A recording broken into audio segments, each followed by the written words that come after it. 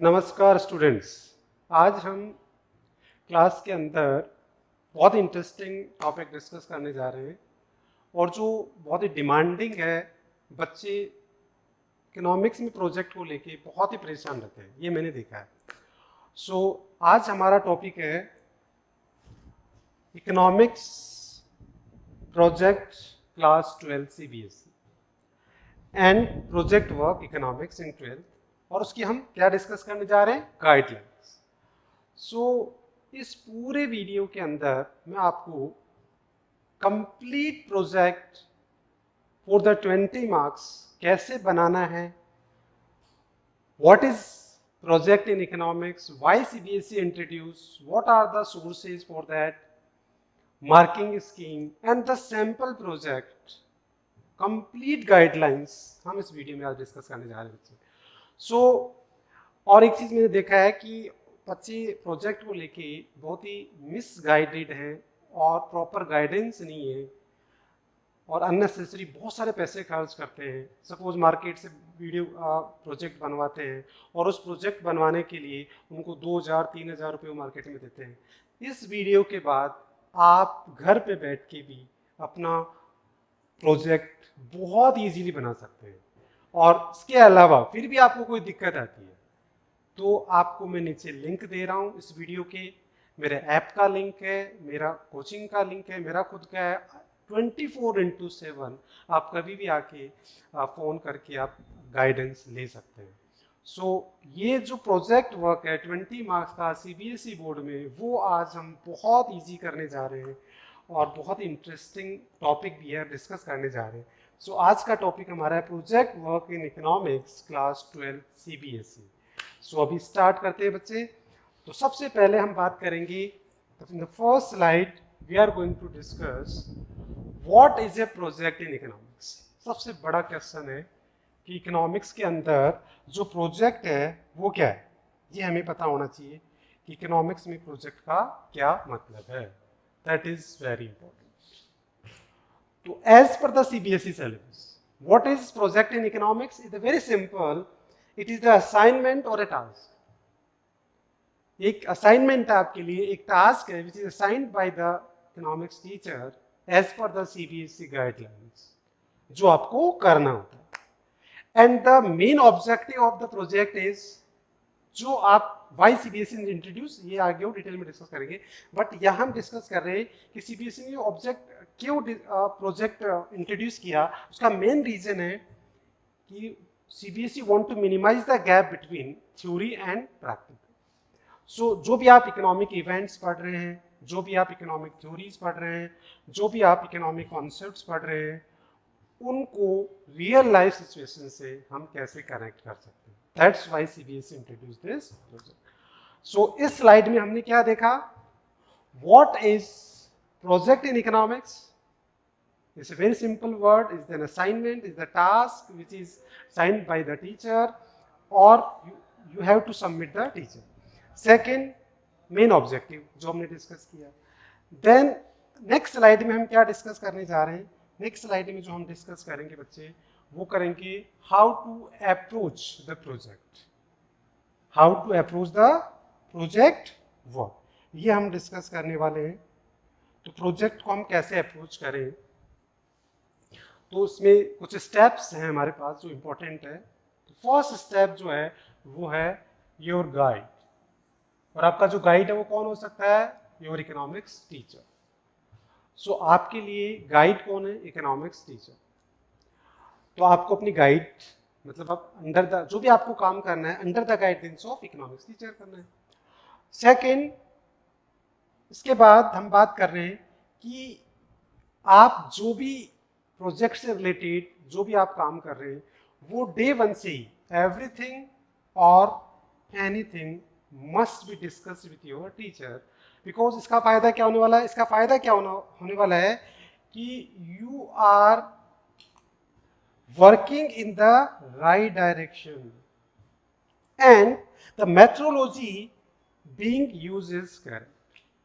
ये आपको सबसे बेनिफिट होगा कि आप अपने टीचर के गाइडेंस में काम करेंगे तो आप सही डायरेक्शन में रहेंगे और आपकी जो मेथोलॉजी यूज कर रहे हो वो बिल्कुल सही, और अगर ये सही है तो फिर आपका प्रोजेक्ट वन टाइम कंप्लीट हो जाएगा, आपका टाइम सेव हो जाएगा और प्रोजेक्ट भी अच्छा बन जाएगा। नाउ अब हम बात करते हैं सेकंड अप्रोच, और सेकंड अप्रोच की अगर हम बात करें तो वो है सोर्सेज।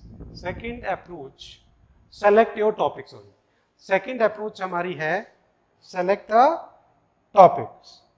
टॉपिक हमारे को सेलेक्ट करना है जो बहुत ही इंपॉर्टेंट है। First and foremost thing for the economics project, that is the selection of the topic और प्रोजेक्ट आइडिया।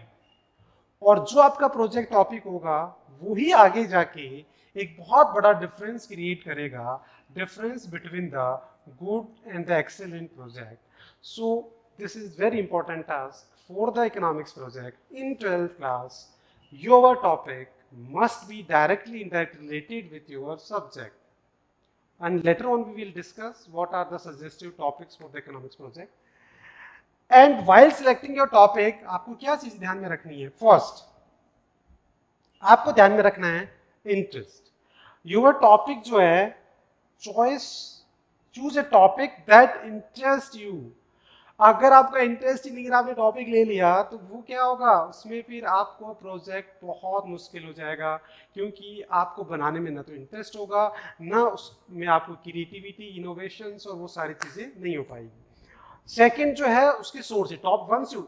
मैंने देखा है बहुत सारे बच्चे क्या करते हैं, बहुत अच्छे टॉपिक सेलेक्ट करते हैं, फैंसी सा टॉपिक ले लेते हैं, बट सबसे इंपॉर्टेंट है टॉपिक सिलेक्शन के बाद आप उसके सोर्सेज को देखिए कि क्या उस टॉपिक से रिलेटेड जो सोर्सेज अवेलेबल है वो प्रॉपर है, जो आपको इन्फॉर्मेशन चाहिए, सेकेंडरी डेटा आपको बहुत सारा जरूरत पड़ेगा तो वो क्या अवेलेबल है, क्या उसके सोर्सेज है, क्या होता है। हालांकि वैसे हम इस पूरे सोर्सेज पे पूरा एक स्लाइड डिस्कस करेंगे कि what are the authentic sources in economics for the secondary data, वो हम डिस्कस करेंगे अभी। देन उसके बाद में डोंट चेंज, आपको वो टॉपिक बार बार क्या नहीं करना है, चेंज नहीं करना है, क्योंकि चेंज करने से क्या होगा, आपका टाइम खराब होगा, और 12th क्लास के बच्चों के लिए इतना टाइम होता नहीं है।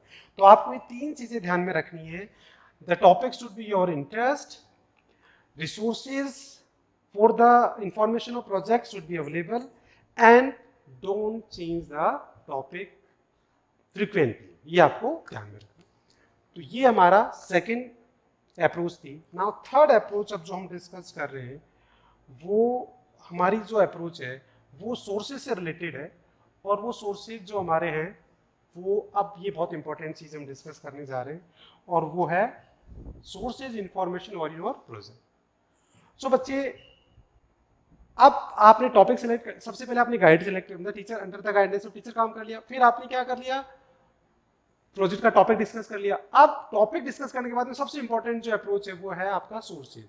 तो इकोनॉमिक्स में जो सोर्सेज है, जो सेकेंडरी डेटा आपको जो इंफॉर्मेशन मिलेगी वो कहाँ से मिलेगी, वो बहुत जरूरी है। तो अब आप देखते हो आजकल क्या होता है कि गूगल पे और नेट बहुत सारे इंफॉर्मेशन अवेलेबल है, बट क्या वो एक मीनिंगफुल डेटा है, क्या वो ऑथेंटिक इंफॉर्मेशन है, ये आपको चेक करना बहुत जरूरी है।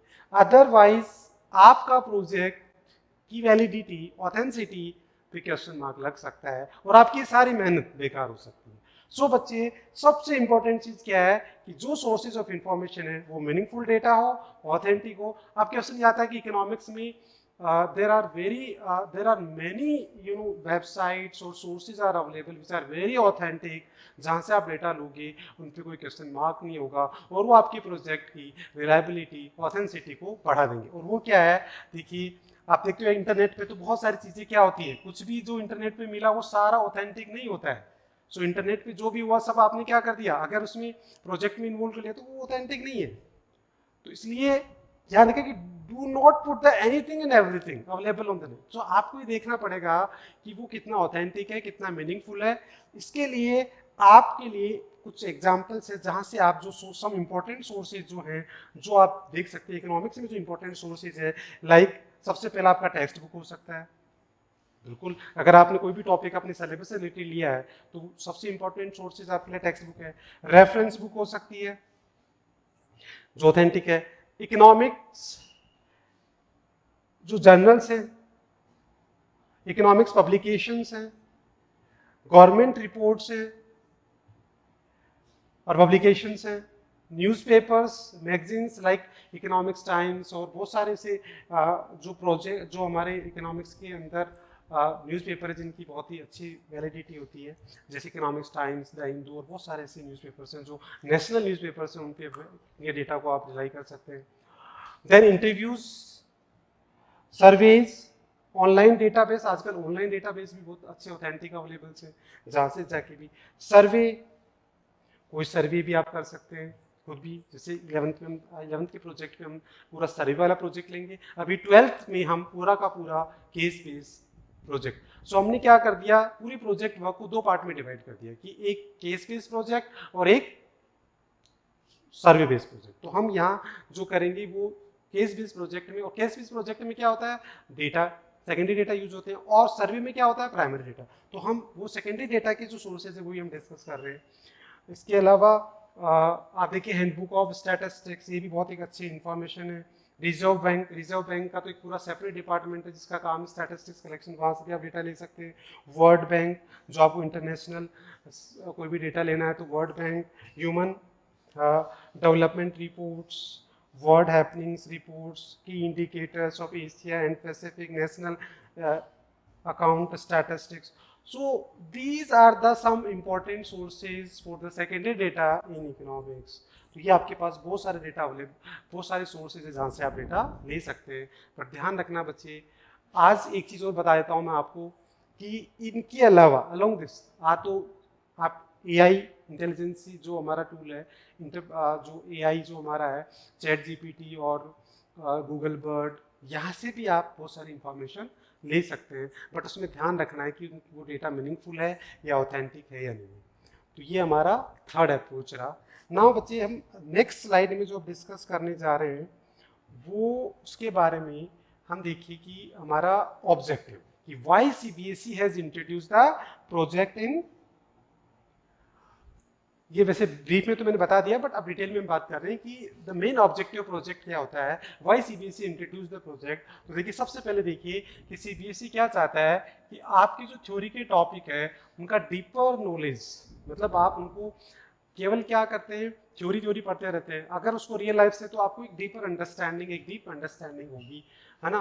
तो उसके लिए सेकेंड आपका जो प्रोजेक्ट है वो है कि द अंडरस्टैंडिंग जो है इकोनॉमिक कॉन्सेप्ट, इकोनॉमिक प्रिंसिपल्स और रिसर्च। तो जितने भी हमारे इकोनॉमिक प्रिंसिपल्स है, रिसर्च है, जो मेथोलॉजी है, उसकी अगर आपको अंडरस्टैंडिंग क्रिएट करनी तो रियल लाइफ से कनेक्ट करना पड़ेगा, और प्रोजेक्ट का रोल यही है।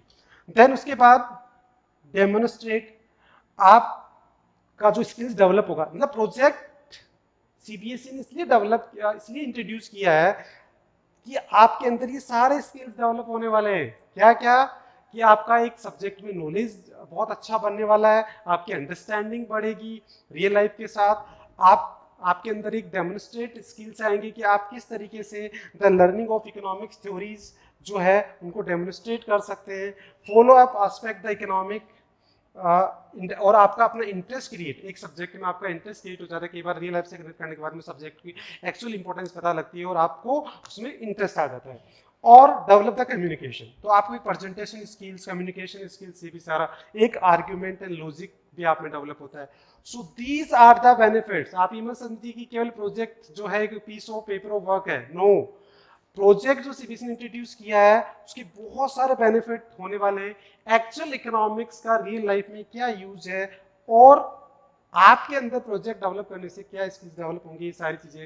एंड बिलीव मी, अगर आपने 12th का प्रोजेक्ट सिंसियरली बना लिया तो उसके बाद आपके लाइफ टाइम ये स्किल्स आपकी डायरेक्टली, इनडायरेक्टली, या आपके प्रोफेशनल लाइफ या आपकी डेली लाइफ में ये हेल्प करने वाले हैं। बिलीव मी, ये मैं बताऊंगा आपको आगे भी, क्योंकि आप में अगर ये स्किल्स डेवलप हो गए तो एक छोटा सा एग्जांपल लीजिए कि अगर आप एक कंपनी के डिसीजन मेकर्स हैं या आप एक टीम लीड करते हैं, तो आपको मार्केट का रिसर्च करना है और आपको देखना है नया प्रोडक्ट लॉन्च करना है, कॉम्पिटिशन लेवल देखना है।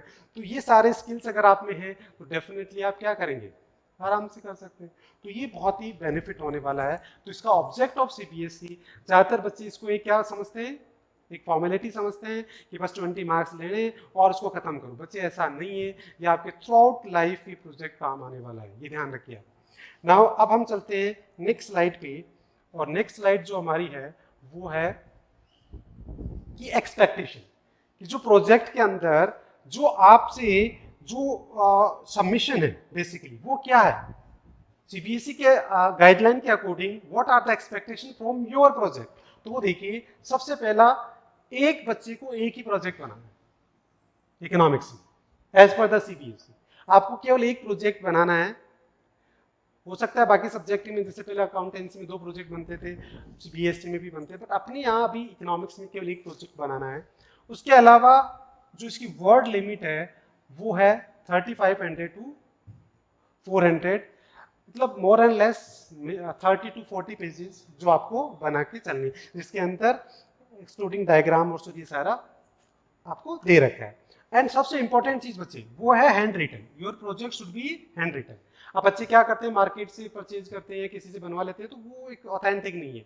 कई बार होता है कि टीचर की नॉलेज में अगर ये चीज आ गई कि ये आपने खुद ने नहीं लिखा है या किसी से, तो फिर आपके लिए नेगेटिव हो सकता है। आपके 20 मार्क्स आप आपको सीबीएसई प्रैक्टिकल में जाके टीचर्स आपके अगेंस्ट एक केस भी फाइल कर सकता है, आप पूरा डिस्क्वालीफाई भी हो सकते हो बोर्ड एग्जाम के लिए। तो ये ध्यान रखना है कि जो प्रोजेक्ट बना रहे हो वो आपकी खुद की हैंड राइटिंग में होना चाहिए, ये बहुत इंपॉर्टेंट होता है। And it will be the independent. जो प्रोजेक्ट है वो एक इंडिविजुअल टास्क है, ये ग्रुप नहीं है। So it's very separate. आप ग्रुप में काम नहीं कर सकते, इसमें आपको एक इंडिविजुअल इंडिपेंडेंट प्रोजेक्ट होता है, क्योंकि अगर ग्रुप में हुआ तो वो सेम प्रोजेक्ट हो जाएगा, तो फिर वैसे आपका डिस्क्वालीफाई हो जाएगा। तो आपको ध्यान रखना है कि your project should be separate from each student in your class, तो वो भी आपको ध्यान रखना है। And self directed and piece of study, तो ये आपको ध्यान रखना है। इसके अलावा जो प्रोजेक्ट है वो हमने देखो मेन चीजें डिस्कस कर ली। एक प्रोजेक्ट बनेगा, उसकी वर्ड लिमिट क्या होगी, हैंड रिटन होना चाहिए और वो इंडिपेंडेंट टास्क है। तो ये सारी चीजें अगर आप ध्यान रखोगे तो आपका प्रोजेक्ट कभी भी डिस्क्वालीफाई नहीं होगा और आप as per the CBSE requirement आपका प्रोजेक्ट बिल्कुल बहुत अच्छे से होगा। नाउ अब हम नेक्स्ट स्लाइड में बच्चे क्या डिस्कस करने जा रहे हैं वो देखिए आप। नेक्स्ट स्लाइड में हम जो टॉपिक डिस्कस कर रहे हैं वो है the mode of presentation submission. ये बहुत इंपॉर्टेंट है। This is again very important thing कि आपको जो प्रोजेक्ट है वो सबमिट करना है वो कैसे करना। तो ये सीबीएसई की गाइडलाइन के अकॉर्डिंग देखिए कि आपको क्या करना है। मोड ऑफ प्रेजेंटेशन सबमिशन, सबसे पहले देखिए कि 12th बोर्ड में 2 टीचरों का रोल होता है, एक इंटरनल टीचर और एक external teacher. Internal teacher your school teacher, your subject teacher. External teacher which is appointed by the CBSE. CBSE उसको अपॉइंट करता है from the different school, from the different city, different area. वो यहाँ आपकी school में आएंगे और वो आपका वाइवा लेंगे। तो दोनों टीचर का बहुत इंपॉर्टेंट रोल है, एक एक्सटर्नल टीचर का और एक इंटरनल टीचर।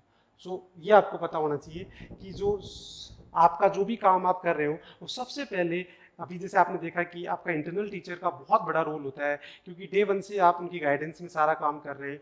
तो यहाँ भी देखिए कि आपको अपना जो research work in the project file है वो एक्सटर्नल और इंटरनल एग्जामिनर को आपको सबमिट करना होता है, बेसिकली इंटरनल टीचर को।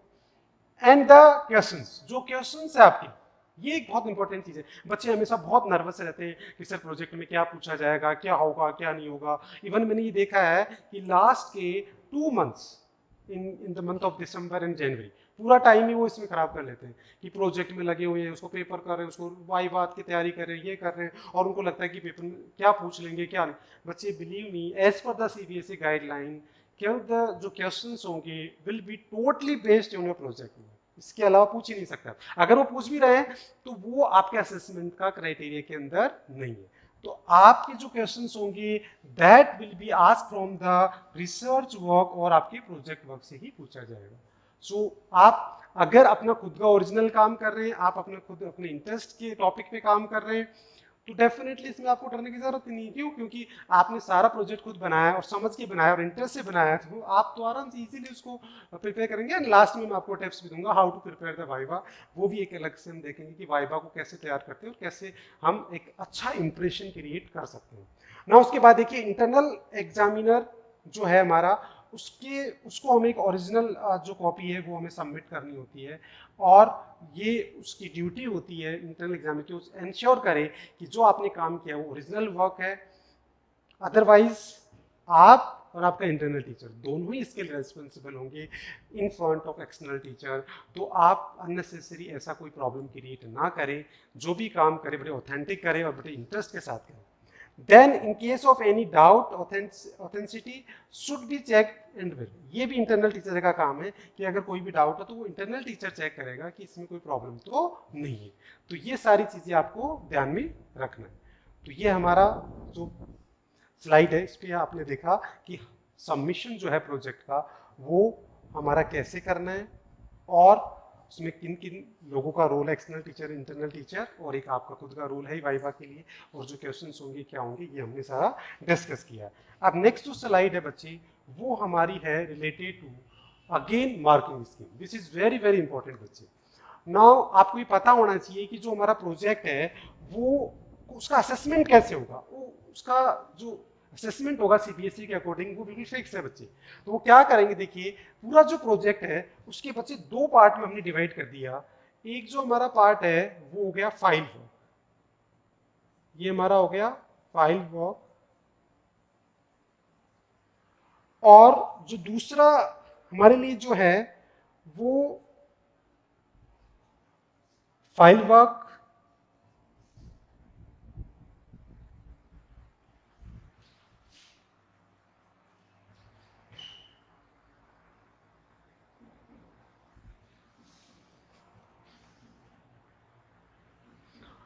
तो हम क्या कर सकते हैं, पूरे प्रोजेक्ट को दो पार्ट में डिवाइड कर सकते हैं। वन इज फाइल वर्क,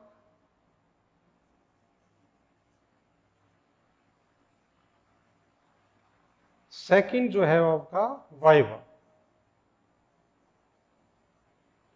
अब जो फाइल वर्क है वो कितने मार्क्स का हो गया, 12 मार्क्स, और जो वाइवा है वो कितना हो गया, 8 मार्क्स। सो टोटल प्रोजेक्ट आपका कितने का हो गया, 20 मार्क्स। ठीक है। नाउ द फाइल वर्क है वो again classified in 3 parts further. Relevance of topic, इसका क्या मतलब हुआ, रिलेवेंस ऑफ टॉपिक मतलब जो भी आप टॉपिक सेलेक्ट कर रहे हो वो आपके सब्जेक्ट से रिलेटेड होना चाहिए, इकोनॉमिक्स बेस्ड होना चाहिए। उसके कितने मार्क्स हैं, 3 marks. Then knowledge and content of research work, मतलब जो आप रिसर्च वर्क करेंगे, जो केस स्टडी और जो सर्वे करते हैं वो 6 marks, which is very important, जो हम आगे डिटेल में डिस्कस करने वाले हैं।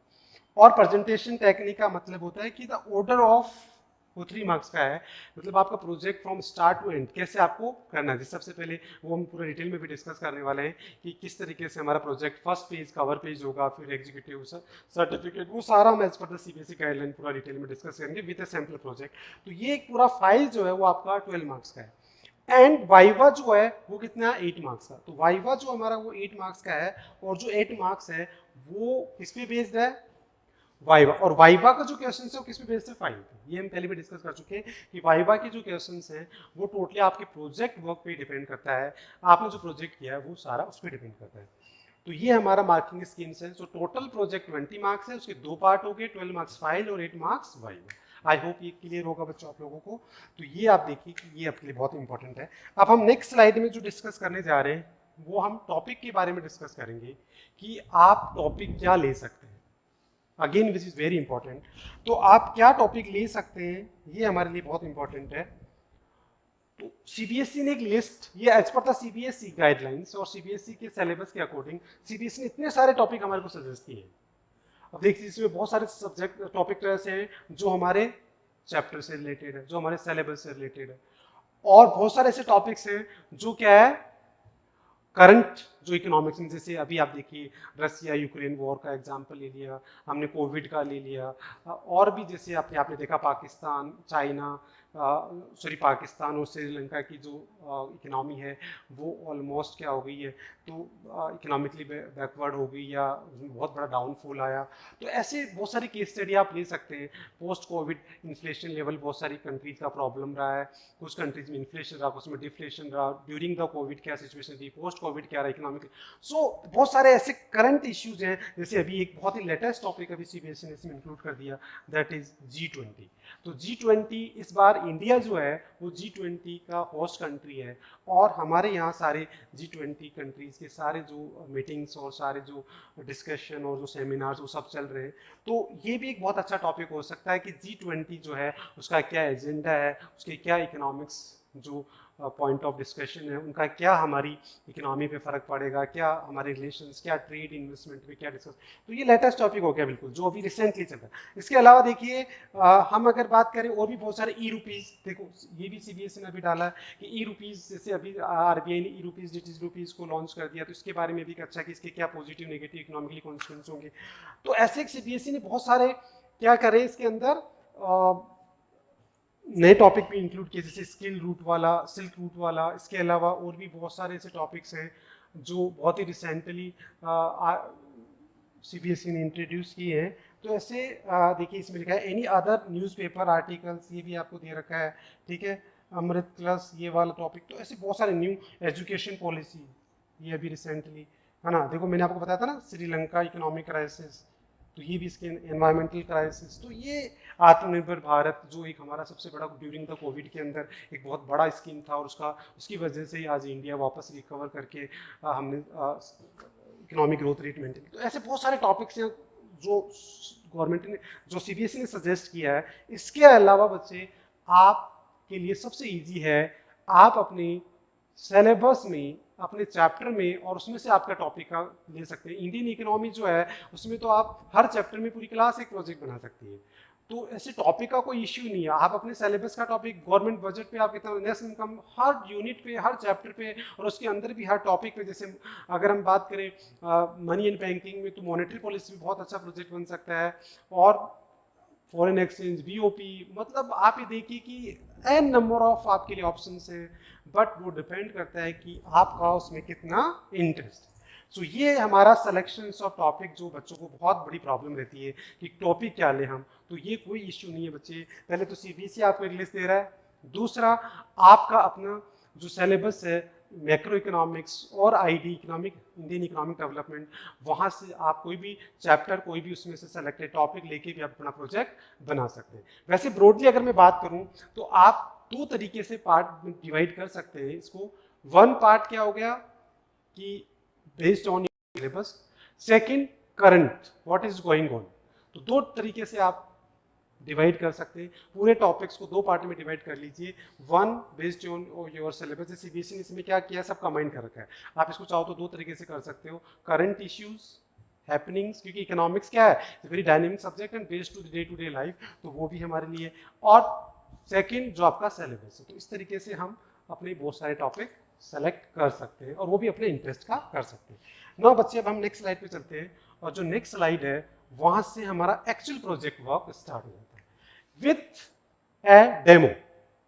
सो एक सैंपल प्रोजेक्ट के साथ। अब तक तो हमने क्या किया, केवल ये समझा कि सबसे पहले what is economic, what is project in economics, then उसकी अप्रोच की हाउ टू अप्रोच, देन उसका मेन ऑब्जेक्टिव, एंड देन फिर हमने उसके बारे में देखा कि उसमें हम उसकी मार्किंग स्कीम क्या है, उसकी एक्सपेक्टेशंस क्या है, और उसको टॉपिक्स कैसे सेलेक्ट कर सकते हैं, ये सारा। तो ये तो थ्योरेटिकल पार्ट था। अब एक्चुअल प्रोजेक्ट बनाना है with the simple project. I am going to discuss कि how to prepare a project. Very simple, it's very simple. कैसे, देखिए सबसे पहले आप देखिए, हम जो फर्स्ट देखो steps to prepare the research based project.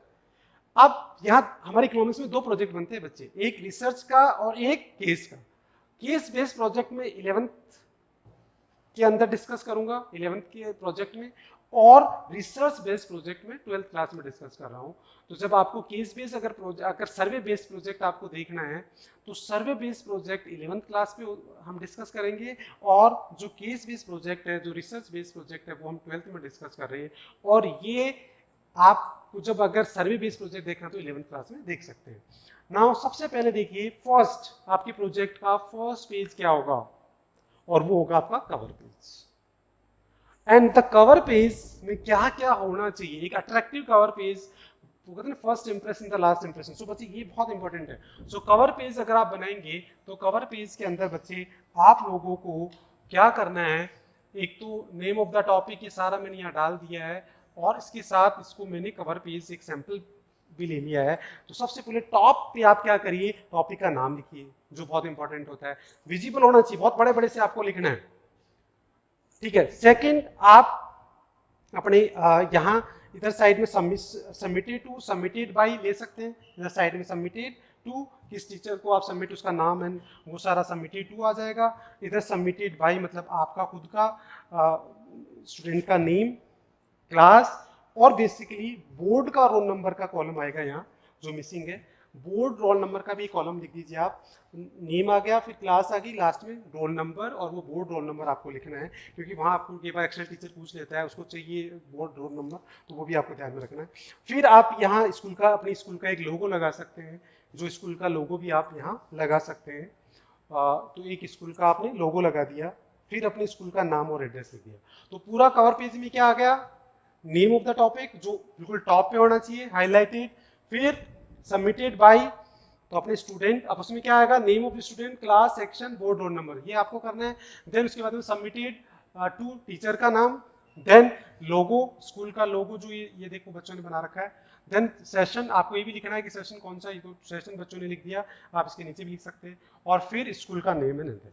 तो ये ऐसे आपको कवर पेज बनाने में मेरे को नहीं लगता आपको कुछ दिक्कत आएगी, आप आराम से कवर पेज, और एक कवर पेज को अट्रैक्टिव बनाने के लिए आप क्या कर सकते हैं, उसके अंदर कलर कॉम्बिनेशन, फॉन्ट्स ये अच्छा कर सकते हैं, साथ में कुछ ड्राइंग्स भी, आप डूडल्स, ड्राइंग्स ये भी बना सकते हैं। तो कवर पेज आपका जितना अट्रैक्टिव होगा उतना ही आपका इंप्रेशन अच्छा होगा। तो how to prepare the cover page, I hope ये समझ में आ गया होगा।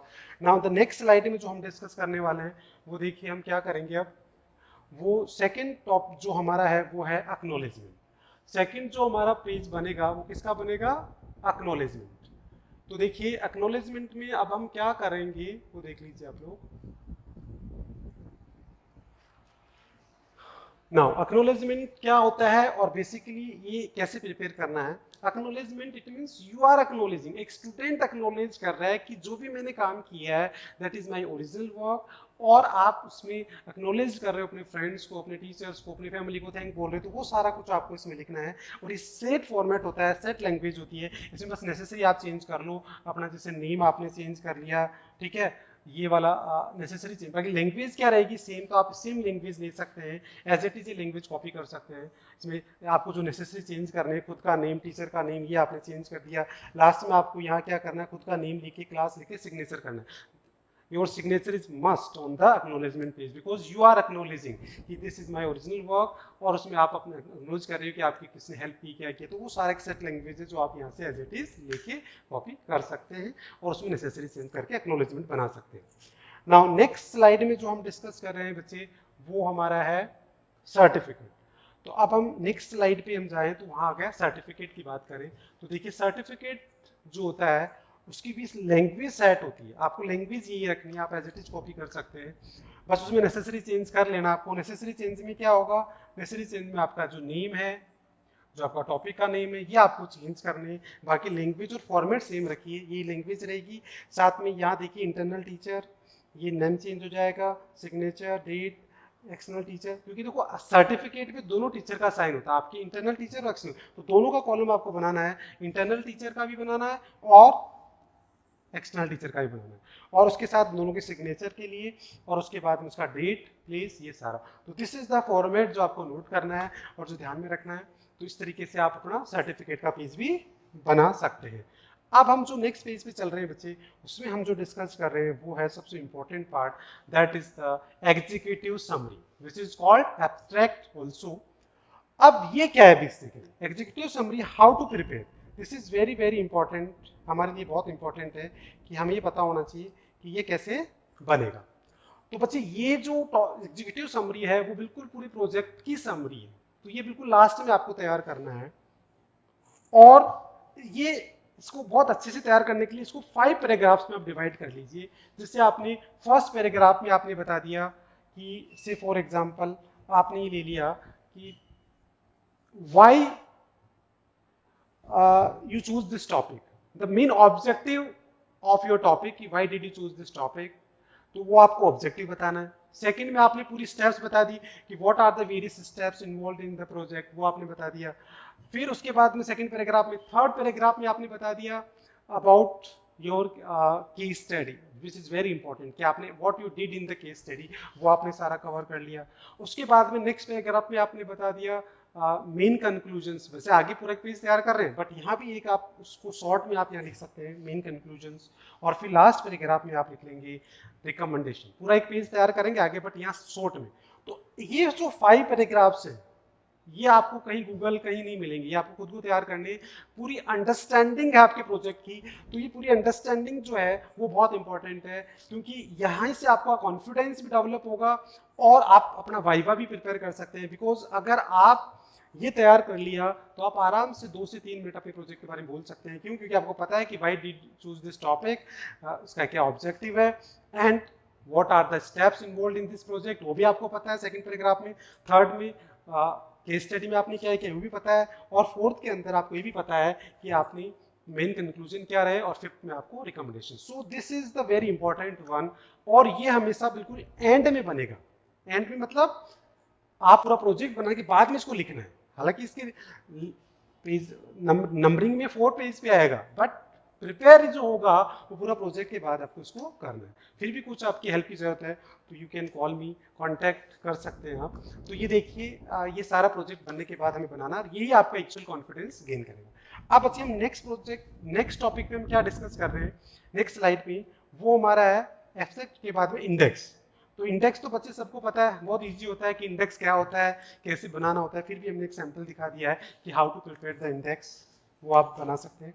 देन उसके बाद नेक्स्ट अगर हम बात करें, इंडेक्स में आप पेज नंबर ये सारे डालने हैं, आपको ये सब लिखना है या बना लोगे। देन उसके बाद नेक्स्ट जो स्लाइड है हमारी वो है इंट्रोडक्शन ऑफ द टॉपिक। अब इंट्रोडक्शन ऑफ टॉपिक की स्लाइड बहुत सारी हो सकती है, वो डिपेंड करती है कि आपकी जो रिसर्च वर्क है और जो आपका इंट्रोडक्शन है वो दोनों हमेशा आपको पहले लेके चलने हैं। इट मीन्स कि अगर आपको टोटल पेज 30 करने हैं तो आपको ये देखना है कि अगर आपका रिसर्च वर्क थोड़ा ज़्यादा हो रहा है तो इसको कम कर लो, और अगर वो कम हो रहा है तो इसको बढ़ा लो नंबर ऑफ। तो इंट्रोडक्शन के number of pages minimum 5 to 6 तो आपको बना नहीं है। इसके अलावा it depend on your research work. अगर रिसर्च वर्क आपको बहुत ज़्यादा अच्छे से ज़्यादा नहीं मिल पा रहा है तो आप अपने इंट्रोडक्शन को बढ़ा के अपने नंबर ऑफ पेज बढ़ा सकते हैं, और रिसर्च कम, अगर रिसर्च आपको बहुत अच्छे से वर्क हो गया, ज़्यादा बन रहा है, ज़्यादा पेजेस हैं, तो फिर आप इसको कम कर सकते हैं। तो इस तरीके से आप इसको फ्लेक्सिबल रखिए। तो यहाँ देखो इंट्रोडक्शन के जो बच्चे ने पेजेस बना रखे हैं वो बहुत सारे पेजेस बना रखे हैं, तो वो देख लीजिए। फर्स्ट ये उन्होंने बना ही रखा है, इसके अलावा ये भी इंट्रोडक्शन का ये सेकंड पेज है, ये थर्ड पेज है, ठीक है। उसके बाद फिर ये भी सारे इंट्रोडक्शन के पेजेस हैं, देन ये भी इंट्रोडक्शन के पेजेस हैं, देन उसके बाद में ये भी पूरा इंट्रोडक्शन ही है, सारे इंट्रोडक्शन के पेजेस हैं। तो इस तरीके से बच्चे ने क्या किया है, टोटल इंट्रोडक्शन उन्होंने 7 to 8 पेजेस बना लिए। अब वो आप अपने प्रोजेक्ट पे डिपेंड करता है कि आप किसको बनाना। देन उसके बाद फिर आता है next important slide, which is very again important slide, वो है द रिसर्च मेथोडोलॉजी। ये सबसे इंपॉर्टेंट पार्ट है, वो जो आपको इंट्रोडक्शन है। अगर आपने अपना सिलेबस से रिलेटेड टॉपिक लिया है तो वो आप अपने बुक से ले लेंगे, अगर आपने कोई करंट टॉपिक लिया है तो वो आप नेट से ले लेंगे, तो वो कोई बड़ी टास्क नहीं। सबसे इंपॉर्टेंट टास्क क्या है, रिसर्च मेथोडोलॉजी। यहाँ से आपका प्रोजेक्ट एक्चुअली डिसाइड होगा कि आपका ये टॉपिक कितना वैलिड है कितना नहीं है। तो ये ध्यान से समझ, देखो बच्चे पूरा research methodology can be divide in 2 main parts. 2 part में आप इसको डिवाइड कर सकते हैं। एक जो हमारा पार्ट है वो क्या है, सर्वे, और सेकंड क्या है, केस स्टडी। तो ये 2 चीजें आपको समझना पड़ेगा कि आपको एक सर्वे कर सकते हैं और एक आप क्या कर सकते हैं, केस स्टडी कर सकते हैं। अब बच्चे जो सर्वे वाला पार्ट है वो it means the primary data. Survey का मतलब क्या है, द प्राइमरी डेटा, जो आप खुद कलेक्ट करेंगे, जो 11th क्लास में आपको सिखाते हैं कि how to collect the data, the primary data. Various methods हम डिस्कस करते हैं, direct person investigation, indirect person investigation, वो सारे डिस्कस करते हैं। तो वो सारा आपको इसमें से करना है। जो 11th में 11th के प्रोजेक्ट में अगर आपको ये देखना है सर्वे बेस्ड प्रोजेक्ट, तो पूरा एक 11th का मैंने वीडियो बनाऊंगा मैं 11th में, how to prepare the project in 11th class. तो उसमें पूरा एक मैं सर्वे बेस्ड प्रोजेक्ट ही लूँगा, तो आप वो भी जाके वीडियो देख सकते हैं कि सर्वे बेस्ड प्रोजेक्ट कैसे बनना था। नाउ अभी हमारा जो 12th क्लास है उसमें केस बेस्ड प्रोजेक्ट पे बेसिकली हम डिस्कस कर रहे हैं। तो केस बेस्ड प्रोजेक्ट का मतलब क्या है ये समझ लो आप, सेकेंडरी डेटा। आप बच्चे क्या करते हैं, पूरा टॉपिक सिलेक्ट कर लेते हैं, इंट्रोडक्शन सब कुछ तैयार हो जाता है। यहाँ आके उनको बहुत प्रॉब्लम आती है कि अब हम आगे क्या करें, तो केस स्टडी कैसे बना रही। अब आपको पता है कि केस स्टडी का मतलब क्या है, ये पता हो गया कि सेकेंडरी डेटा। नाउ आपको ऑलरेडी वी हैव डिस्कस की what are the main sources of secondary data, ये हमने पहले डिस्कस कर लिया कि there are various sources of secondary data. तो आप अपने टॉपिक से रिलेटेड जो भी सेकेंडरी डेटा है वो सारा आप कलेक्ट कर लिए। तो व्हाट इज केस, केस क्या होता है, द सेकेंडरी डेटा। और सेकेंडरी डेटा मतलब you must collect the secondary information, जो already collected data from the different authentic sources से आपको लेना है और उनको डिफरेंट डिफरेंट पैराग्राफ में लिखते जाना है। आपको एक जगह नहीं मिलेगी केस स्टडी, हो सकता है एक जगह मिल जाए, बट अगर नहीं मिले तो आप अलग अलग ऑथेंटिक सोर्सेज से अपने टॉपिक से रिलेटेड जो भी जैसे डेटा कलेक्ट हुए हैं, जैसे मान लो कोई किसी ने बहुत अच्छा ब्लॉग लिखा है, उस पर न्यूज़पेपर में उसका आर्टिकल आया है, आरबीआई की कोई रिपोर्ट आई है, या कोई स्कॉलर्स ने उस पर काम किया है, या कोई डेटाबेस आपको अवेलेबल है, तो वहाँ सारा डेटा वो आप ले के कलेक्ट कर लीजिए और उसको डिफरेंट पैराग्राफ में लिख दीजिए, वो आपका क्या बन जाएगा, केस बन जाएगा। अब केस क्या होता है वो आगे देखिए, नेक्स्ट स्लाइड में मैं आपको दिखाता हूँ कि एग्जैक्टली केस क्या कैसे बनेगा, कैसे तैयार करना है। तो देखिए केस जो होता है, देखिए आपको पेज भी बनाना है पूरा रिसर्च मेथोडोलॉजी, और उसमें स्पेसिफिक मेंशन कर देना है केस स्टडी, और टॉपिक इन्होंने क्या लिया, इम्पैक्ट ऑफ कोविड-19। तो ये टॉपिक का नाम और ये आपने लिख दिया, क्योंकि आप 12th में क्या कर रहे हैं, रिसर्च मेथोडोलॉजी में भी क्या कर रहे हैं, केस स्टडी कर रहे हैं, या आप सर्वे भी कर सकते हैं। ये कोई ऐसा हार्ड एंड फास्ट रूल नहीं है, आप यहाँ सर्वे भी कर सकते हैं और यहाँ केस स्टडी भी कर सकते हैं। बट हम अभी केस स्टडी पे बेस्ड प्रोजेक्ट की डिस्कस कर रहे हैं। जो सर्वे वाला जो प्रोजेक्ट है वो हम 11th क्लास की मिस कवर कर लेंगे, तो उसके लिए आपको एक सेपरेट वीडियो देखना पड़ेगा, उसका लिंक मैं आपको नीचे दे दूंगा ना। उसके बाद नेक्स्ट देखिए, ये आपको एक केस बनाना है, देन उसके बाद ये है केस। तो how to prepare the case, simply write in paragraphs. आपको ये भी नहीं करना है, जैसे ये बॉक्स वॉक्स बनाने की कोई जरूरत नहीं है आपको, आप डायरेक्ट उसको क्या करो, केवल आप पैराग्राफ में लिख दो, this secondary information, the case is the secondary information, secondary data जो आपको मिला वो सारा का सारा आप लिखते जाओ। तो उसको आप जैसे जैसे लिखते जाओगे वो आपका एक केस बनता जाएगा, और उसके आगे ये पूरा एक केस आपका बन जाएगा, पैराग्राफ में आपको लिख देना है। मैंने अलग अलग पेजेस को अलग अलग यहाँ लगा दिए हैं, तो ये आपका पूरा केस बन गया। अब उस केस बनने के बाद, अभी केस के लिए आपके 4 to 5 पेजेस होते हैं, वो डिपेंड करता है आपका कितना डेटा अवेलेबल है, तो मिनिमम 4 पेजेस तो आपको केस के बनाने ही है, इससे ज़्यादा भी हो सकते हैं, तो वो डेटा जितना है उतना सारा लिख दो। अब सबसे इंपॉर्टेंट है, जो आपका केस है उसका एनालिसिस करना है, this is very very important, जो आपको खुद को करना है, ये आपको कहीं नेट पे कहीं किसी से नहीं मिलेगा, ये आपका इस ओरिजिनल वर्क, जैसे एग्जीक्यूटिव समरी आपका ओरिजिनल वर्क है, ये भी आपका ओरिजिनल वर्क है, तो ये आपका ओरिजिनल वर्क होगा। तो अब आप पूरी केस स्टडी का एनालिसिस नहीं करना, उसमें से जो भी इंपॉर्टेंट ऑब्जर्वेशन है, जो आपको लगता है कि you want to highlight the particular topic, particular जो उससे डेटाबेस, तो उसको हाईलाइट करना है, तो वो आपको यहाँ कवर करना है। जैसे बच्चे ने क्या किया, इकोनॉमिक एनालिसिस में उन्होंने सबसे पहला ले लिया कि फुटफॉल, एक टॉपिक उन्होंने वहां से ले लिया कि फुटफॉल क्या रहा, तो ये फुटफॉल वाला पार्ट लेके उन्होंने उससे रिलेटेड जो भी इंफॉर्मेशन थी वो सारी लिख दी, उसके साथ उसका एक पाई डायग्राम बना के उन्होंने प्रेजेंट कर दिया कि उस टाइम में जो the income for the business has reduce, तो वो रिड्यूस हुई बिकॉज डिक्रीज इन फुटफॉल। तो आपने बताया कि सबसे पहले उसका जो इम्पैक्ट है वो बता दिया कि क्या इम्पैक्ट हुआ कि फुटफॉल, ओवरऑल फुटफॉल डिक्रीज हो गया। तो इस तरीके से आपने अपनी केस स्टडी में से एक टॉपिक आपने लेके उसका एनालिसिस कर दिया। देन उसके बाद में बच्चे ने क्या लिया है, नेक्स्ट देखिए आप, नेक्स्ट जो बच्चे ने लिया है वो नेक्स्ट वॉल्यूम ऑफ सप्लायर्स, तो वो ओवरऑल डिक्रीज हो गई। तो सप्लायर्स की जो वॉल्यूम थी लॉकडाउन और वो सारा होने की वजह से, तो देखिए इसमें भी डाउनफॉल आ गया। तो ये सारा उन्होंने बताया कि the same as before, increase और डिक्रीज, ये सारा पहले कितना था, फिर इंक्रीज किया और डिक्रीज, ये सारा इसमें बता दिया। फिर उसके बाद में फोर्थ पॉइंट क्या ले लिया, अवेलेबिलिटी ऑफ सप्लायर क्रेडिट, वो उस पर क्या फर्क पड़ा, तो वो सारा उन्होंने एनालिसिस कर दिया, क्योंकि credit is very important for the business. फिर उन्होंने क्या किया, थर्ड पॉइंट में इन्होंने ले लिया सेल्स, थर्ड में ले लिया सेल्स पर कस्टमर, ये ले लिया। फोर्थ में उन्होंने अवेलेबिलिटी ऑफ द क्रेडिट ले लिया, और फोर्थ में कॉस्ट ऑफ सप्लायर्स ले लिया।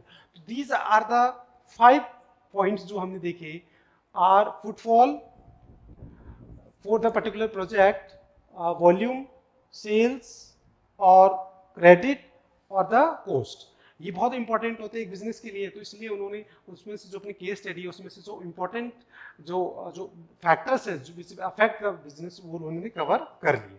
ठीक है, तो ये सारा उन्होंने इस तरीके से उसको प्रेजेंट किया। तो ये analysis part is very important. Then आगे देखिए, आगे क्या किया उन्होंने, फिर 6 पॉइंट क्या ले लिया कि सप्लाई चेन में क्या प्रॉब्लम है, तो उसके बारे में एक पूरा एनालिसिस कर दिया।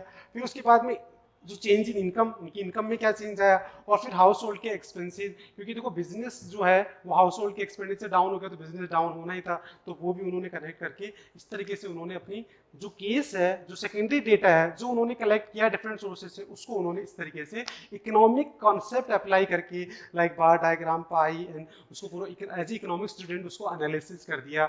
और उसको एनालिसिस करके फिर फाइनली बच्चा क्या करता है, अपना कंक्लूजन लिख देता है कि उनका पूरा एक कंक्लूजन लिख दिया जो एनालिसिस किया, उसका फाइनली क्या कंक्लूजन दिया कि बिजनेस के जो मेजर फैक्टर्स थे, कहाँ कहाँ उनको दिक्कत आई, कैसे बिजनेस का डाउनफॉल हुआ, कौन कौन से मेजर फैक्टर्स थे। तो वो जो भी ऑब्जर्व, कंक्लूजन का मतलब क्या है, your main observation, your findings, तो वो सारा उन्होंने ले लिया।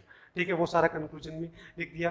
तो ये एक मेजर आपके ऑब्जर्वेशन एंड फाइंडिंग्स होती है जो आपको लिखना होता है after doing the case study and उसका एनालिसिस करने के बाद ही पूरा पेज तैयार करना होता है। और अगर आप लोगों को इसमें भी दिक्कत आए तो आप कॉन्टेक्ट कर सकते हैं इसके लिए, ये आपको आप मेरे से डिस्कस कर सकते हैं। मैं आपकी पूरी केस स्टडी और एनालिसिस के बिहाफ पे आपको सजेस्ट कर सकते हैं कि how to write the conclusion, वो भी आप हेल्प ले सकते हैं। देन उसके बाद में देखिए बच्चे नेक्स्ट रिकमेंडेशंस। नेक्स्ट क्या है, हम बात करें रिकमेंडेशंस। तो रिकमेंडेशन का मतलब क्या है, सजेशंस। आप लोगों के सजेशन, तो ये सजेशंस आप कैसे दे पाएंगे, जब आप ये समझ पाएंगे कि एग्जैक्टली क्या टॉपिक था, उसका क्या, उसका आपने एनालिसिस किया सेकेंडरी डेटा से, उसका पूरा एनालिसिस करके अपनी कंक्लूजन लिखा, तो अब आप कह सकते हैं कि उस टाइम में हम क्या स्टेप लेके जितना नेगेटिव इम्पैक्ट, सपोज टॉपिक के अकॉर्डिंग हम चले तो जो बिजनेस पे जो नेगेटिव इम्पैक्ट आया हम उसको किस तरीके से मिनिमाइज कर सकते थे, और गवर्नमेंट क्या कर सकती थी, और हम एक इंडिविजुअल लेवल पे क्या टास्क कर सकते थे, और किस तरीके से हम अपने आप को लीस्ट अफेक्टेड कर सकते थे। तो as a economic student your recommendation is very important, क्योंकि रिकमेंडेशन से पता लगता है कि आपकी अंडरस्टैंडिंग क्या है पूरे टॉपिक की, कितना आपने समझा। तो ये एक जो आपके एक्सेलेंट टीचर होते हैं ना, वो आपकी रिकमेंडेशन पूछ के तुरंत जज कर लेते हैं कि आप लोगों ने कितना प्रोजेक्ट को समझा है। तो ये एक बहुत इंपॉर्टेंट चीज़ है रिकमेंडेशन वाला पार्ट, जो एक ओरिजिनल वर्क है, कंक्लूजन, रिकमेंडेशन और एनालिसिस और एग्जीक्यूटिव। चार ऐसे टॉपिक्स हैं प्रोजेक्ट में जो कंप्लीटली ओरिजिनल वर्क है, और वो है आपकी एग्जीक्यूटिव समरी, आपका केस स्टडी का एनालिसिस, और एक कंक्लूजन और रिकमेंडेशन। ये आप कहीं से कॉपी नहीं कर सकते, that will be the complete your original work, और वो ही आपको रिफ्लेक्ट करता है कि आपने प्रोजेक्ट में कितना इन्वॉल्वमेंट है, कितना आपको अंडरस्टैंडिंग हुई, कितने समझ में आया। तो वो सारी चीज़ यहाँ से रिफ्लेक्ट होती है। तो मैंने आपको बताया था ना कि वाइवा की मैं आपको टिप्स दूंगा, तो जो वाइवा लेता है टीचर, तो यही चेक करता है, क्योंकि एक्सेलेंट टीचर को पता होता है कि आपको भी पता है, एक्सेलेंट टीचर को भी पता है, इंटरनल टीचर को पता है कि आपने 70% तो पूरा प्रोजेक्ट क्या किया है, कॉपी किया है।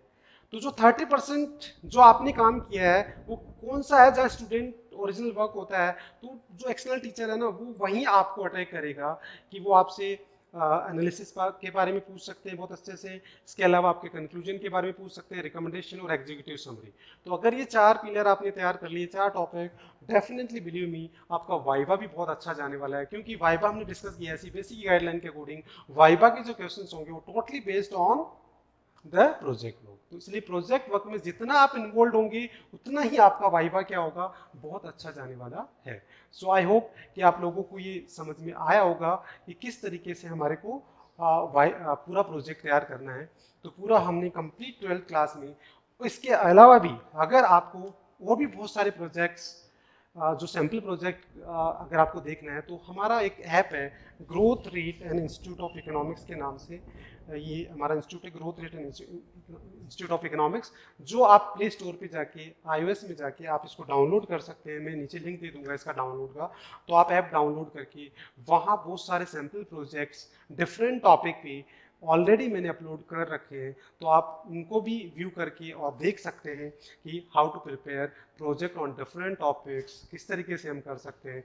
और एक पर्टिकुलर टॉपिक पे भी अगर आपको कुछ हेल्प की जरूरत हो तो आप हमारे को डायरेक्ट कांटेक्ट कर सकते हैं और हम उसमें भी आपकी हेल्प करेंगे। सो बच्चे, आज की वीडियो में मेरे को लगता है कि 12th में प्रोजेक्ट बनाना बहुत इजी हो गया होगा, क्योंकि इतना कोई बड़ा टास्क नहीं है जितना कि आप इसको समझते हैं। और बिलीव मी, प्रोजेक्ट के लिए मैं एक लास्ट टिप्स आपको देना चाहूँगा, वो ये है कि आपको प्रोजेक्ट को साइड बाय साइड लेके चलिए, यानी कि लास्ट मोमेंट पे नहीं करना है। जैसे स्टार्टिंग सेशन से आप, जैसे समर ब्रेक आ गया, समर ब्रेक में ही आप कम से कम एटलीस्ट आपका टॉपिक सेलेक्ट कर लीजिए, उसके सोर्सेज देख लीजिए, उसका इंट्रोडक्शन, ये काम तो आप समर ब्रेक में कर लो।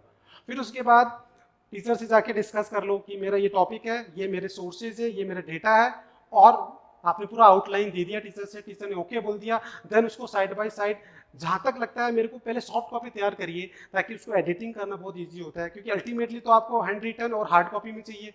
तो आप फाइनली उसको क्या करिए कि एडिट के पॉइंट ऑफ व्यू से वैसे आप हार्ड कॉपी में भी कर सकते हैं, तो आप उसको करिए, फिर उसको टाइम टू टाइम टीचर से डिस्कस करिए, और फिर टीचर आपको गाइड करेगा कि हाँ इट्स ओके, देन उसको आगे आप पूरा।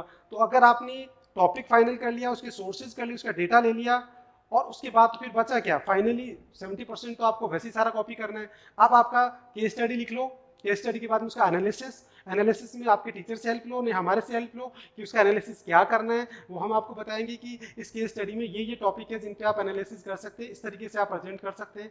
वो सारी गाइडेंस हम भी दे सकते हैं आपको, वो डिपेंड टू डिफर करता है टॉपिक टू टॉपिक, तो वो भी हम आपको बता सकते हैं, आपका टीचर भी बता सकता है, तो उस पर भी आप अपना काम कर सकते हैं।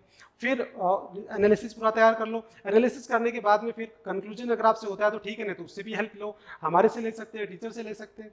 फिर रिकमेंडेशन का पेज तैयार करना है, और फिर ये सारा होने के बाद में फिर आपका एग्जीक्यूटिव समरी 5 पैराग्राफ में पूरे प्रोजेक्ट की समरी आपको लिखनी है। तो इस तरीके से आपका प्रोजेक्ट हो जाएगा, और बिलीव मी आपको किसी पे डिपेंड होने की जरूरत नहीं है, आप खुद का प्रोजेक्ट खुद ही बना लेंगे। और मैंने आपको डिस्कस किया था कि why CBSE has introduced this project not only for the paper work, not for only 20 marks। CBSE का मेन ऑब्जेक्टिव है कि CBSE want to minimize the gap between the theory and the real life। तो वो ही आपको एक topic से CBSE कहता है कि एक टॉपिक आप इकोनॉमिक्स का लेके उसको रियल लाइफ से कनेक्ट करके आप रियल लाइफ में देखिए कि किस तरीके से इकोनॉमिक्स। सो बच्चे अगर प्रोजेक्ट वर्क आप ढंग से करेंगे तो आपको economics real life surrounding, what is economics surrounding you, और डेली लाइफ में क्या रोल है इकोनॉमिक्स का वो समझ में आ जाएगा। दूसरा, आप में इसमें बहुत सारे स्किल्स डेवलप हो रहे हैं, आपका कम्युनिकेशन, आपका प्रेजेंटेशन, आपका डेमोन्स्ट्रेशन, आपका जो नॉलेज है सब्जेक्ट को लेके वो, आपका इंटरेस्ट डेवलप हो रहा है। और आगे जैसे मैंने आपको बताया था आपकी पर्सनल लाइफ में जैसे आपको कुछ इन्वेस्टमेंट करना है तो उसके लिए भी आपको एनालिसिस करना है डेटा का, तो वो ये स्किल्स आपको काम आएंगी प्रोजेक्ट के वाले की, किस तरीके से डेटा का एनालिसिस करते हैं, डेटा एनालिसिस क्या होता है, कैसे लॉजिक क्रिएट किए जाते हैं, सब स्किल्स आप में डेवलप हो रहे हैं। तो ये रियल लाइफ में थ्रू आउट लाइफ आपके बिजनेस लाइफ में मैंने आपको बताया था कि आगे प्रोफेशनल लाइफ में आपको अपनी नई प्रोडक्ट लॉन्च करना है, कुछ डिसीजन, कोई पॉलिसी बनानी है, तो पहले आपको डेटा के बिहा पे ये सारी चीज़ें होती हैं। तो इस तरीके से ये हमारा पूरा प्रोजेक्ट काम है। So thank you so much कि आपने ये वीडियो देखा, और प्लीज़ आप लोग इस तरीके से अगर प्रोजेक्ट को फॉलो करेंगे तो आराम से बना सकते हैं। So that's all for. अब हम नेक्स्ट वीडियो जो बनाएंगे वो 11th क्लास का प्रोजेक्ट बनाएंगे, और वो होगा कि सर्वे बेस्ड प्रोजेक्ट, तो उसका लिंक हम नीचे दे देंगे। Thank you so much.